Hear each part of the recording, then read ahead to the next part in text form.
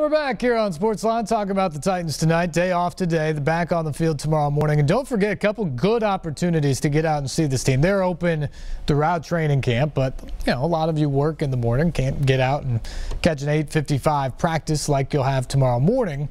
But Friday night, they go down to Franklin. All you Williamson County folks, great opportunity to see the Titans in your own backyard. First time ever that they're going to have a Friday night lights football practice where the guys are going to board the buses, head on down there to Williamson County to Centennial High School in Franklin, and they're going to practice under the lights 7:15 to 9 o'clock on Friday nights. I imagine that place is going to be absolutely packed with kids, with families, all of that stuff. It's just going to be good. I think it'll be good for the players too to get out of their normal elements.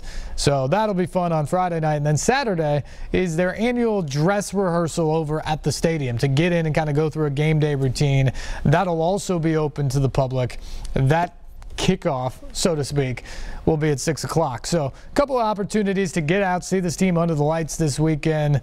Hopefully the weather will be great and cooperate again. It was so good the first few days of camp, and if it does that, it'll be a great opportunity to get out there and to see the team coming up over the weekend. We were talking about the offensive line and the great strides they made last year with Russ Grimm and how each of these individual guys has matured and become a guy that you can count on this offensive line. No one more so than Taylor Lewan, who last year, third year in the NFL, became a Pro Bowl left tackle, one of the best left tackles in all of the NFL. Just a terrific year last season. And a big part of that is kind of a newfound maturity. This was a guy coming out of college that was just sort of a big kid. And not that there's anything wrong with that, but so much was placed upon him because of being a high first-round draft pick and an immediate starter at left tackle in the National Football League that I think at times it was just too much. He was being asked to be a leader on the offensive line and a captain in the offensive meeting rooms. And he'd only played a few games in the NFL. And you put in off-field the distractions and all of that comes with making millions of dollars and being in the NFL. And I just think it was too much at times for Taylor Lewan. But he met his fiance, now wife, before last season, and it seems like she really calmed him down and kind of got him focused on what he was doing. He gives her a ton of credit for that. Now they just welcomed their first child into the world a month or so ago. So now he's a dad. He has absolutely matured in ways that you hope, frankly, when a guy like that comes into the league. You don't always expect these guys at 22 to have all the answers, to have all of the experience. But as they go through it, you hope they continue to gain from it. You hope they continue to grow and get better. And that's exactly what Taylor Lewan did last year in developing into one of the best, if not the best, left tackle in the entire National Football League. So we talked to the always entertaining Taylor Lewan earlier this week about some of those changes in his life and how that affects him, or maybe doesn't affect him, as a player on the field. I guess just what's it like? Year two got the little person. Excuse me, got the little person around. I don't really like being called that. I don't know if that's politically correct. Okay, all right. Good point. But what's anything different about you? Have you changed at all with Being a dad? Is that what you're asking? It's totally different. You feel like your whole life's like a pregame up to that point, and then once you become a dad, it's like then your life's like really started. So it's awesome, man. I'm so lucky to have the baby that I do, but also the mom. I mean, my fiance, wife, whatever you want to call her, she is all time. She's absolutely killing it. She just came and is totally taking this whole thing by the reins and taking the responsibility while I'm at camp. And as much as I'd like to be there with both of them, I actually have obligations here. But just, it's just totally a complete game changer. It really puts into perspective what's important, what's not. It also changes, I'm guessing, the importance of the job. Job's always been super important to me. I'm not worried about, being financially stable or anything that comes along with those lines. I think if I do my job, it's going to be that I don't play this game for money and never have. if I didn't have this game, then I'd go do something else that I enjoyed. So this sport's, giving me so much, and I love playing it, and it's awesome just to be, a left tackle for an NFL team. I mean, how cool. I mean, there's not that many people that get to say that in their lifetime, so I'm super, super stoked. But now it's just being the best left tackle in the NFL. What do you like most about being a dad? What are you enjoying most? Maybe what's most difficult also. Most difficult is the burps. Man, I don't mind changing diapers, but if you don't get that burp in, man, you're dealing with a couple hours of hell after that because you got gas. We're not talking about the O-line now. No, we're not. No. Actually, I'm talking about Ben Jones. He gets gas, and if you don't burp him, it is a big problem. No, I mean, there's not really one thing I don't like. I guess you could use a little more sleep, which is awesome. But even then, like I said, Mom just crushes it. Taylin is all time. Like I get up and she's like, "What are you doing? Go back to bed. I can handle this." And she's just all time for real.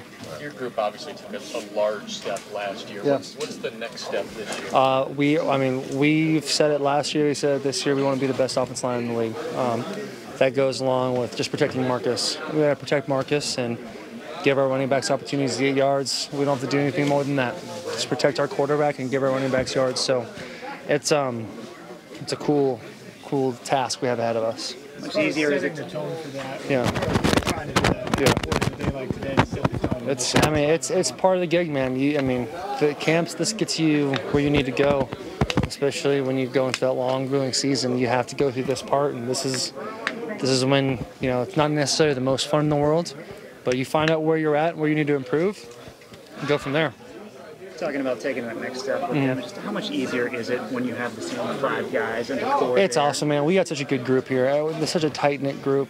We hang out together, we drink together, we go to Preds games together, so it's a good time. I mean, we have a good time with each other, and that carries over on Sundays. It's awesome. It's like playing backyard football with those guys. Is it possible to overstate how critical that is for success up front? I don't know how. I mean, you can have guys with individual success and stuff like that without that tight cohesiveness, but with this group, we play for each other.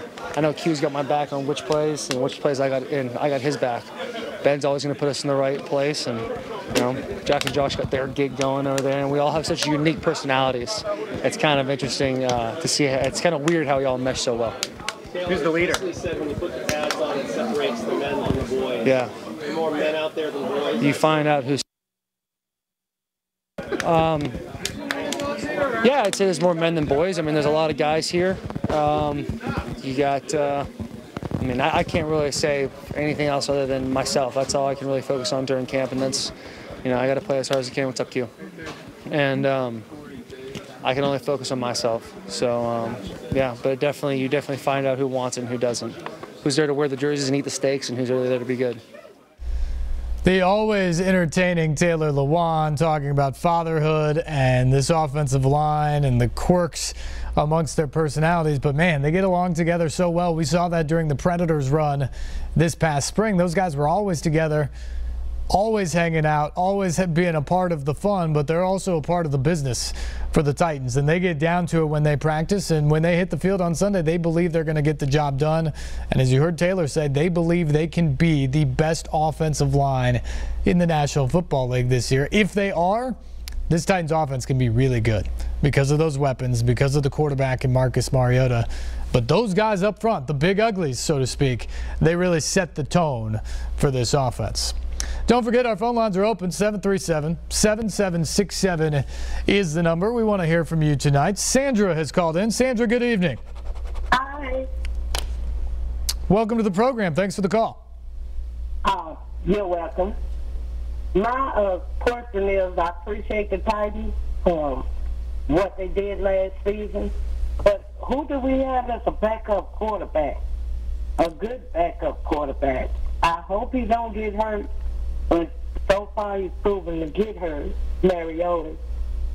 Who do we have as a backup quarterback? Well, Matt Castle, who came in the Jacksonville game and then won the game against Houston last year, he's back. He actually has a thumb injury of his own that's kind of hampered him at the start of training camp here, but he should be good to go by the beginning of the season. And then Alex Tanney, who's a guy who's been around for a while, they like him. He was on the team last year at the beginning of the year, but then they had to release him put him through waivers to sign someone else at a needed position, and then they re-signed him to the practice squad, which is where he spent most of the last few years. The catch here, though, is he's no longer practice squad eligible. So he's either going to have to make the active roster as a third quarterback, or they're going to carry just 2. And so to your point, the biggest thing the Titans hope is they hope that that offensive line is good enough that Mariota doesn't get hurt this year. If he goes down, all of a sudden you're on to plan B and you're going to have to figure out new ways to win. So first and foremost, they want to keep Mariota upright and healthy, but those are your options as the second quarterback. You know, Castle's obviously played a ton in his career, but he's no Marcus Mariota, so you want to keep that starter healthy. Yes. Thank you. You bet. Thanks for the call, Sandra. And here's the thing. I mean, look around at any team in the NFL, especially the ones with the good quarterbacks, and the Titans certainly believe that Marcus Mariota is a good quarterback. They can't afford for him to go down. I mean, I was about to say maybe New England can because you have Jimmy Garoppolo there and they love him behind Brady, but think about that. I mean, you're talking about a multi-time MVP and a 5-time Super Bowl champion.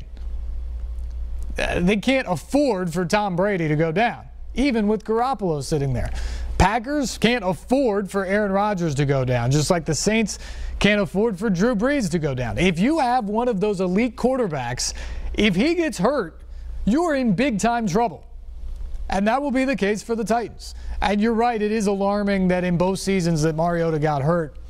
But the first year, he was a sitting duck because the offensive line was just atrocious. And he got hit over and over and over and over again during that season. You're going to get beat up in that time. And he also missed some games in that first season that if they were playing for more, I think he would have played. But Mike Mularkey knew at that point, given the stakes, there was just no need to send him out there and risk further injury for that. Last season was a bit more fluky. Now, it still happened. You still got a pass rusher to him in the pocket and fell on him awkwardly, and that's how he broke his fibula. But the Titans, I think, believe that was a little bit more of a fluky happenstance. And that can always happen. It could happen again this year, and that would be bad for the Titans. But I think they believe with this offensive line and Mariota's elusiveness that up until now, they can kind of explain away the injuries. This isn't Jake Locker, who just seemingly every year gets hurt and then gets hurt again. This just has happened. And I think they fully believe, being healthy going into the season, that he's going to be out there for 16 games this year. And if he's out there, they're going to be a really, really good football team. Phone lines are still open. 737-7767 is the number. We got much more to get to here tonight from Titans players. Talk some offense. We'll move to the defensive side of the ball as well. So stay tuned. More SportsLine, more Titans talk on the way right after this break here on News Channel 5+.